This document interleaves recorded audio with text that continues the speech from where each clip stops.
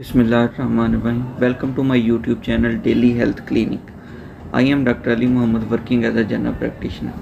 इस वीलॉग में मैं सनी डी ड्रॉप्स जो कि vitamin D drops vitamin D3 के ड्रॉप्स हैं उसके बारे में बताऊंगा कि विटामिन डी ड्रॉप्स की इस्तेमाल क्या है, यूजेस क्या हैं और कैसे इस्तेमाल किया जाता है, इसकी डोज क्या है और प्राइस क्या है। सबसे पहले स्टार्ट करते हैं विटामिन डी।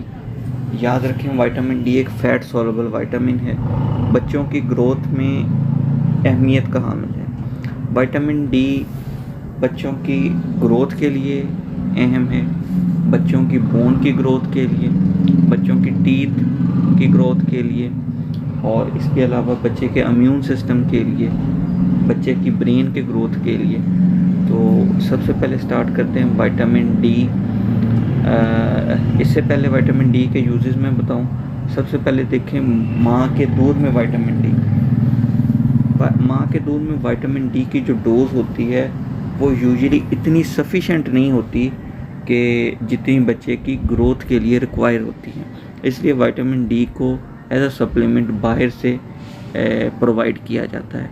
और विटामिन D3 एक इम्पॉर्टेंट विटामिन है बच्चे की बोन की ग्रोथ के लिए, नॉर्मल हेल्थी लाइफ के लिए, इम्यून सिस्टम जिसको कुव्वत मुदाफ़ियत कहते हैं और ब्रेन की ग्रोथ के लिए।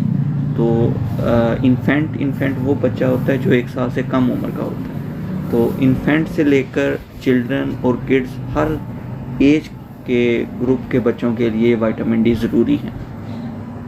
सबसे पहले देख लेते हैं विटामिन डी के यूजेस। विटामिन डी से बच्चों की बोन की ग्रोथ होती है। रिमेंबर, विटामिन डी बच्चों में कैल्शियम जो होता है हड्डियों में डिपॉजिट होता है उसको ज़्यादा कर देता है। विटामिन डी का काम है जिस्म की जो बोन्स हैं, हड्डियां हैं, उनमें कैल्शियम को ज़्यादा मिकदार में डिपॉजिट कराना है। विटामिन डी कैल्शियम एब्जॉर्प्शन को ज़्यादा करता है।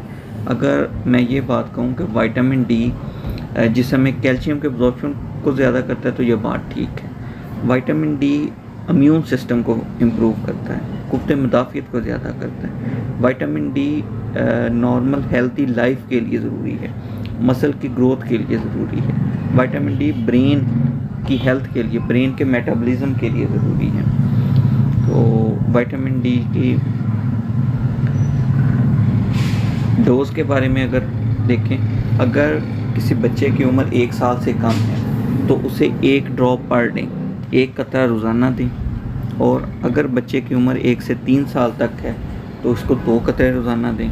और अगर 3 से 5 साल हैं तो उसको 3 कतरे रोज़ाना दें। और बच्चे की उम्र 5 साल से ज़्यादा है तो उसको 4 से 5 कतरे रोज़ाना दिए जा सकते हैं। अच्छा, अगर विटामिन डी डेफिशिएंसी हो जाए, अगर विटामिन डी की डेफिशिएंसी हो जाए तो फिर क्या क्या अलामात होती हैं। याद रखें, बच्चों में हड्डियों का टेढ़ापन, बच्चों में रिकेट्स और बड़ों में ऑस्टियोमलेशिया।